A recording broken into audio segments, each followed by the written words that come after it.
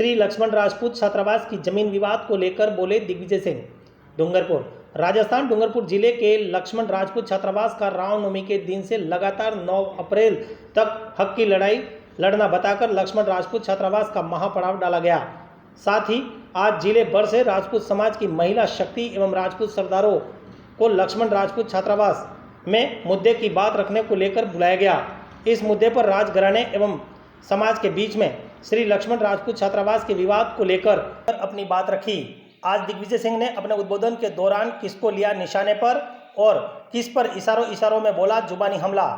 देखें ये खबर, आखिर क्या बोले लक्ष्मण राजपूत छात्रावास से दिग्विजय सिंह। ये हमारी कोई निजी लड़ाई है, ये हमारे स्वाभिमान की लड़ाई है कि जब हम आपको संरक्षक मानते थे, मानते हैं और मानते रहेंगे, पर आपकी हट धर्मिता से, आपको गलत तथ्यों से जो लोग मर्ज ला रहे हैं कि समाज की संपत्ति है और समाज को देने में आपको क्या तकलीफ है। जब ये तहसीलदार डूंगरपुर रिपोर्ट करते हैं कि बिना नाम आबादी राजपूत समाज डूंगरपुर निर्मित भवन 1946 में पट्टा परवाना किसी परिवार द्वारा नहीं, तात्कालिक सरकार द्वारा। बहुत से लोग ये बात करते हैं कि 500 रुपए में इतनी बड़ी जमीन कैसे दे दी। उन लोगों को मैं कहता हूं वो 500 रुपये आज के नहीं है, तब के जो जिलाधिकारी होते थे उनकी सैलरी 20 रुपया हुआ करती थी। उस दिन सोना 10 रुपए तोला हुआ करता था और 500 रुपए में कोई राजपूत समाज को दया करके जमीन नहीं दी है। हमको कुछ बीघा जमीन बिकी, उसकी जमीन में से भी पीछे कॉलोनी काट दी गई। ये दलदली था, पहले गिफ्टसागर का ओटा यहाँ लगता था और इस ओटे की दलदली जमीन में हमको जमीन दी। इधर घोड़ों की कब्रें हुआ करती थी, यहाँ पे जो बाहर से व्यापारी आते थे उनके ऊंट घोड़े बांधने के लिए जगह रहती थी, यहाँ इमले थी। हमारा आजादी से पूर्व बस स्टैंड तलाव की पाल पे हुआ करता था। ये शहर के बाद एक बियाबान जमीन थी। 500 रुपए में हमें 10-12 बीघा जमीन दी, 501 रुपए में। और उसी समय 500 रुपए लेके एक भावसार चंपालाल जी हुआ करते, जब हमारी जमीन से पीछे पुलिस लाइन में साईं मंदिर से जेल तक की 52 बीघा जमीन उनको दी थी। इसका मतलब हमको कोई 500 रुपए में एहसान करके जमीन नहीं दी। उस दिन की जो मार्केट वैल्यू थी उस आधार पर समाज ने ये जमीन खरीदी है। कल कुछ वक्ताओं के इंटरव्यू आए, राज परिवार ने वहां इकट्ठा किया, पूरे जिले में फोन गए, 1000 से ज्यादा व्यक्तियों को वहां बुलाने के लिए आमंत्रित किया। 300-400 कुर्सियां तो पैलेस की खुद की है, परमानेंट की। होटल चलती है, पार्टी आती है, गुजराती आते हैं, अंग्रेज आते हैं, तो सामान व्यवस्था तो सारी उनके पास पर्याप्त है। कल उन्होंने 500 कुर्सियां टेंट से भी मंगवाई और इस क्षत्रिय समाज ने दिखा दिया कि वो 2 कचोरी बालूशाही में बिकने वाला नहीं है और वो पड़ी रह गई। जितनी संख्या कल आई वो हमारे ही लोग थे, उन्हें बुलाया, वो वहां बात सुनने गए, बड़ी अच्छी बात है, पर कुछ लोगों को उसमें भी गुमराह किया गया। और वो संख्या बल गए तो जितने कल इकट्ठे हुए थे उससे ज्यादा तो मेरी जनाना सरदार मेरा जो हुआ है। ये कोई संघर्ष संख्या बल का नहीं है, हार जीत का नहीं है, ये सिर्फ और सिर्फ हमारे स्वाभिमान का है। और हमारे समाज को आगे बढ़ाने के लिए, हमारी युवा पीढ़ी के भविष्य के लिए शुरुआत कहां से होती है? चुनाव हो गए, चुनाव से पूर्व तक एक अध्यक्षों तक का बता दिया, आज तक हमको परमिशन नहीं लेनी पड़ी। उसके बाद की स्थिति बदल दी है। हम पिछले प्रहलाद सिंह जी साहब अध्यक्ष बने, उसके बाद हमने जितनी मीटिंगों के लिए बात करी, हमें कहा ये जगह तुम्हारे लिए नहीं है, लिख के एप्लीकेशन दो। तो हमको यादव हॉस्टल में, अंबेडकर हॉस्टल में, इन बगीचों में, प्राइवेट छात्रावासों में बैठकें करनी पड़ी। कितना दुर्भाग्य है कि हमारे पूर्वों ने करोड़ों रुपए की जमीन रखी है और क्षत्रिय समाज रोडों पे धक्का खा रहा अपनी बैठक करने के लिए। हमारा वार्षिक अधिवेशन होता है तो हम यहाँ अधिवेशन नहीं कर पाए और हमको 50-60 हजार रुपए नगर परिषद में देके हमें वहां अधिवेशन करना पड़ता है। उसके बाद भी बात आई गई, कोई दिक्कत नहीं, बड़े लोग हैं, बोलते हैं हमारे, हम नाराज नहीं होते हैं। बात यही है कि जब समाज के 4 व्यक्ति हम राजपूत छात्रावास से वहां भेजते हैं, वो कोई बड़े पदाधिकारी नहीं थे, समाज के कर्मठ लोग थे, और उन्होंने वहां जाके विनती की तो परीक्षाओं का दौर चल रहा था कि हुजूर हमको 2 कमरे उपलब्ध कराए जाए, हम यहाँ कोचिंग खोलना चाहते हैं इन बच्चों के लिए। तो तब वहां पे ये कहा जाता है कि वहां कोचिंग नहीं होगी, हमारे को वहाँ क्रिकेट एकेडमी चलानी है और ये जो जगह है वो भी कम पड़ रही है, आप अपनी व्यवस्था करो, ये हमारा है। और अंतिम चढ़ाई जो मैं बोल रहा हूँ वो दुर्भावनापूर्ण रहेगी, ये मेरी नहीं है, उनकी लाइन है कि तुम्हारे में जो दम है करके देख लेना, ये जमीन मेरी थी और मेरी रहेगी। ये राज परिवार के युवराज साहब से तर्क है, माननीय भोपाल सिंह जी, भाई सटोरा साहब, ईश्वर सिंह जी गड़ा मोरैया और थानेदार साहब कुमार सिंह जी, चारों गए थे। उसके बाद भी समाज ने बड़ा दिल दिखाया। प्रताप जयंती के दिन हम बैठक करना चाहते थे प्रताप जयंती की तैयारियों के लिए, तो हमारे लोग तो बाहर खड़े हैं 50-25 लोग बैठक करने के लिए, और जो वीआईपी है जिनके लिए कुछ शब्द बोले गए वो भाइयों के लिए वीआईपी गेट से एंट्री होती है और हमारे लोगों को और जो लोग पहले अंदर चले गए थे तो 4-5 युवा जिनकी न शिक्षा है न दीक्षा है न चाल है न चरित्र है, वो लोगों ने हमारे इस समाजजनों के साथ बड़ी बदतमीजी की और हमारी गाड़ियों को बाहर निकालने के लिए कह दिया और धकेल के कर दिया। और राज परिवार के सदस्य और उनकी कुपकुंडक कमेटी ने यह कुर्सियां रख के उनकी बैठक की और हमारे समाज के लोग वहां ताकते रहे। हमको फिर बगीचे में जाकर प्रताप जयंती करने के लिए करना पड़ा। परिस्थितियां एक दिन में नहीं बिगड़ती हैं, समाज उनको चेताता रहा है, हर समय बात करता रहा है। अभी फिर स्थिति आती है कि रामनवमी के दिन, तो कल 2 वक्ता वहां पे बोल रहे थे, मैंने सुना एक युवा है, पेशे से टीचर है, माइक देखते ही वो भी बड़े खिसक है कि इतने बड़े पवित्र दिन के लिए, भव्य और दिव्य दिन के लिए आपको यही समय मिला। अरे भाई, जब वहां राम कथा हो रही थी, सूचना संचालन हो रहा था, युवरानी साहिबा सब वहां विरासते थे और लास्ट ईयर भी राजपूत समाज के 300 लोग यहाँ से इकट्ठा होकर उस कार्यक्रम में गए थे। इस बार वो संख्या और ज्यादा थी और नेचुरल हम यहाँ से तैयार होकर जाएंगे तो समाज का मान बढ़ेगा। उसी क्रम में हम आए और सोशल मीडिया भी चला है, आप सबने देखा है कि राजपूत छात्रावास में इकट्ठे होंगे, साफा बांधेंगे और वहां से जाएंगे। उसके बाद का घटनाक्रम आप सबको बताया। और मैं तो रामनवमी के जुलूस में भी नहीं आने वाला था। सुबह मेरे पास 9:15 बजे फोन आता है कि हमको बचाओ, हमको डूंगरपुर हॉस्टल में बंधक बना लिया गया है, हमारे साथ मारपीट होती है। तो तब तक तो मैं नहाया नहीं था। मैंने नहा के पूजा करके भोजन करके देखा कि यार मैं नहीं जाऊं, मेरा नाम आता है, क्योंकि मुझ पे एक आरोप है, सारा पंगा यही कर रहा है, जबकि मेरा इससे कोई लेना देना नहीं, न तो मेरी यह कोई दुकान है। एक बात और फैला दी, किसकी कोई दुकान है इसलिए करा। कल मैंने समाज को स्पष्टीकरण दिया कि मैं धन्य हूं कागज बैनर से संभला रहा, क्योंकि यहाँ जो भी बोलते हैं उनके मुंह बंद करने के लिए भी दुकानें दी गई है। जो बार बार बात आती है दुकानों का कुछ भाग ये भी है। मुझे भी एक दुकान दी गई थी, 26 नंबर का लेटर दिया, मैंने राज परिवार को ना कह दिया कि मैं सक्षम हूं, मैं किसी और का हक नहीं मारूंगा, आप किसी राजपूत युवाओं को ये दुकान दो। वो दुकान 2011 में नहीं ली मैंने, और उस दिन से ही मेरा बागीपन चालू हुआ, क्योंकि जो लेटर मुझे दिया गया था उसमें श्री लक्ष्मण राजपूत छात्रावास लिखा हुआ है और नीचे पेन से लिखा हुआ है कि 75,000 रुपये उदय विलास में जमा कराए जाए। ये समझ से बड़े फर्क था, हॉस्टल की दुकान बन रही और पैसा उदय विलास में जमा कराना। वो कागज मैंने रख लिया और बात आई गई, वर्तमान परिस्थिति आई।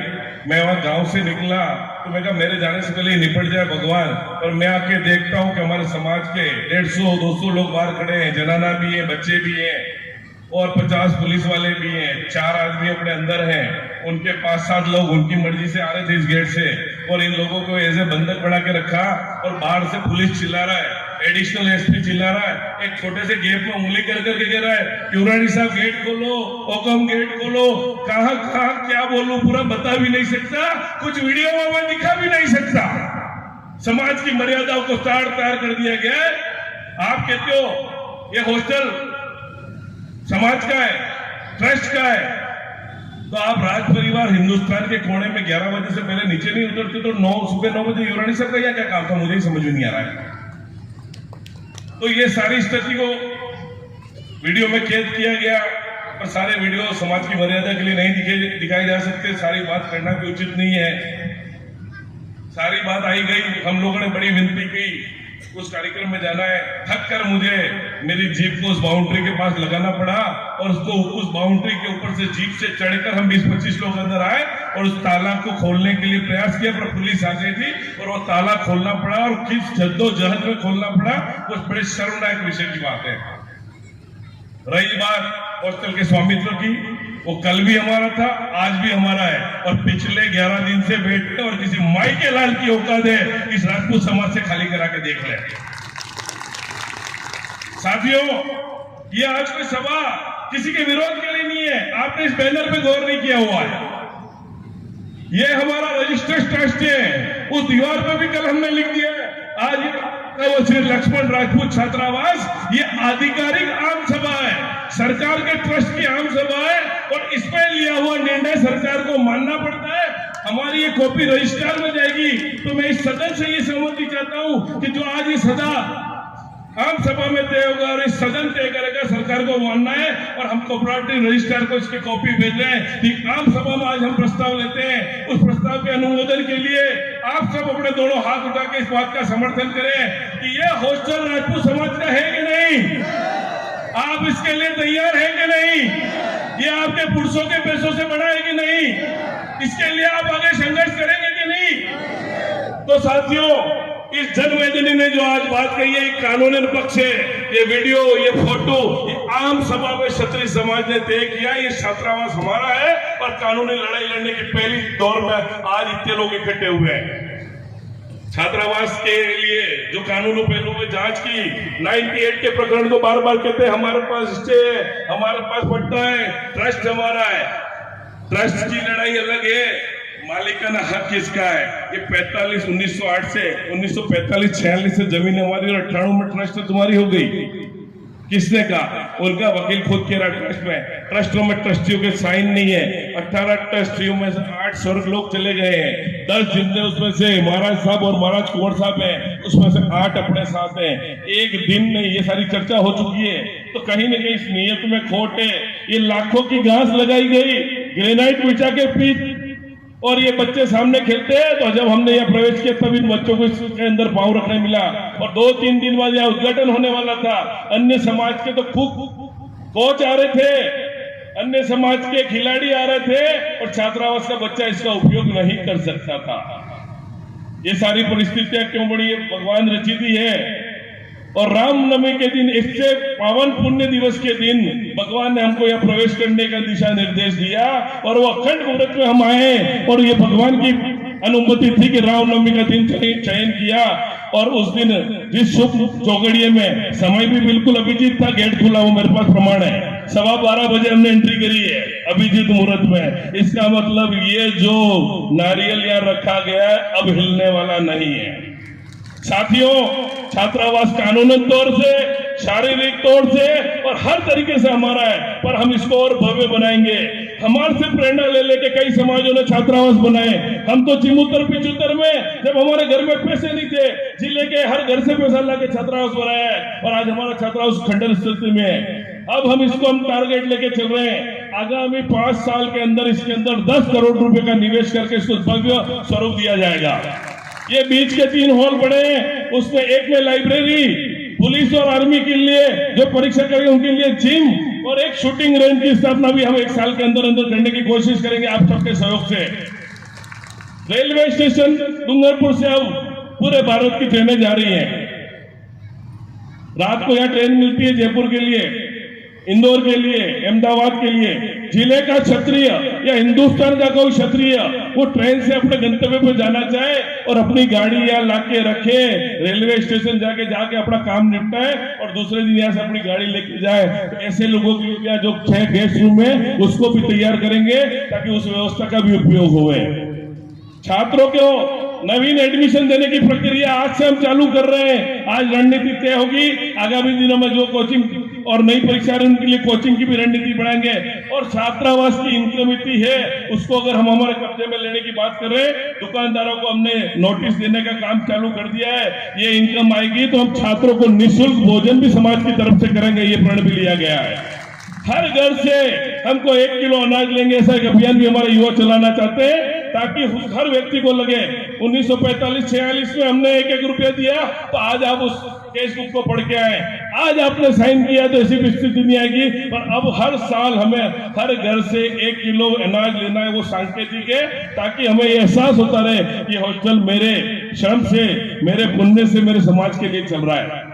आप लोगों ने एक अलग निवेदन पे इतने दूर दूर से पधार कर समाज का हक समाज के हित में देने के लिए और राज परिवार के चाटू गौरव को सद्बुद्धि दे, ऐसी कामना करने के लिए आप यहाँ आए हैं। तो आज ये बात कहीं ना कहीं माँ भगवती उनको भी सद्बुद्धि देगी इन चाटुकारों। तो हमने ये द्वार कभी बंद नहीं की है, वार्ता थोड़ी लंबी हो रही है, कोई बेगक हमने प्रयास नहीं किए। सर्वप्रथम हमने रामनवमी के तीसरे दिन ही महाराज साहब भिंडर से संपर्क किया।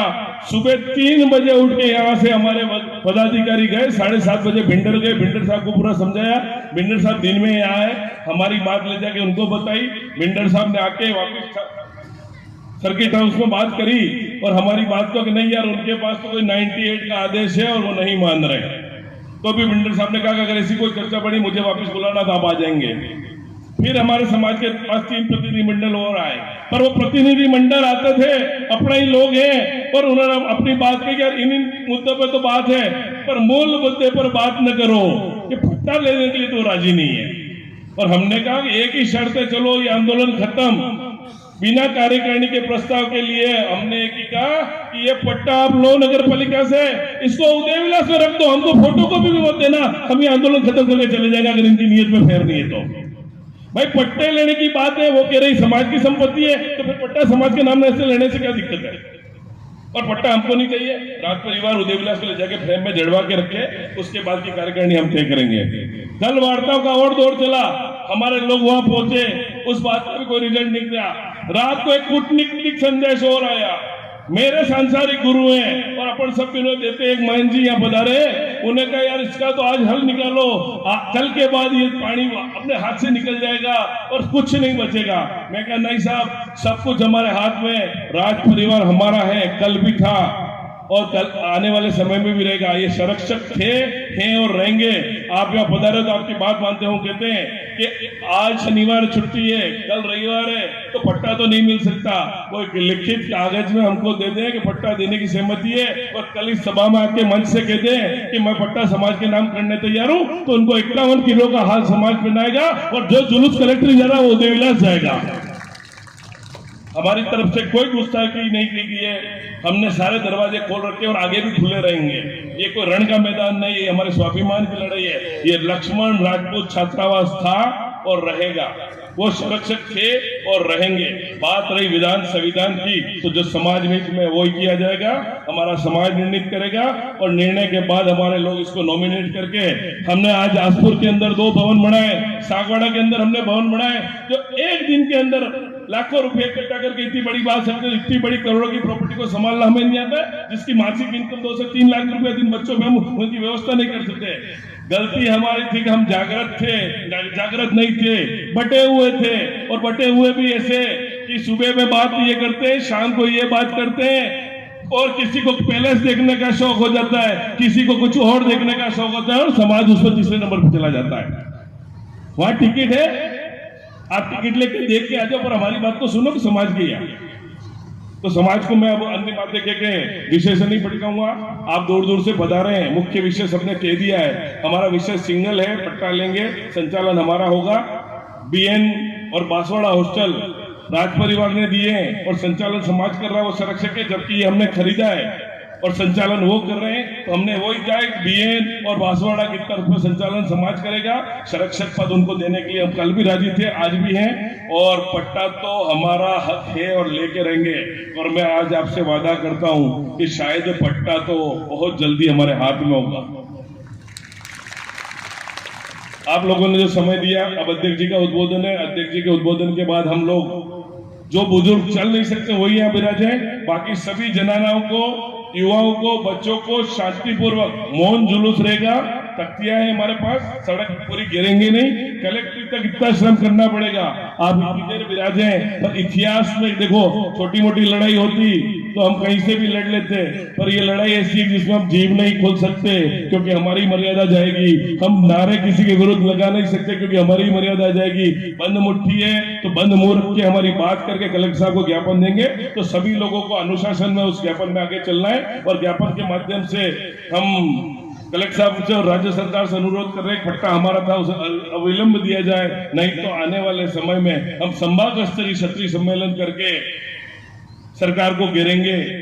बाकी जो कानूनी कार्रवाई है, हॉस्टल संचालन की चर्चा कर ली गई है। अब अध्यक्ष जी उद्बोधन के लिए आमंत्रित हैं, आप हमें मार्गदर्शित करें और सभी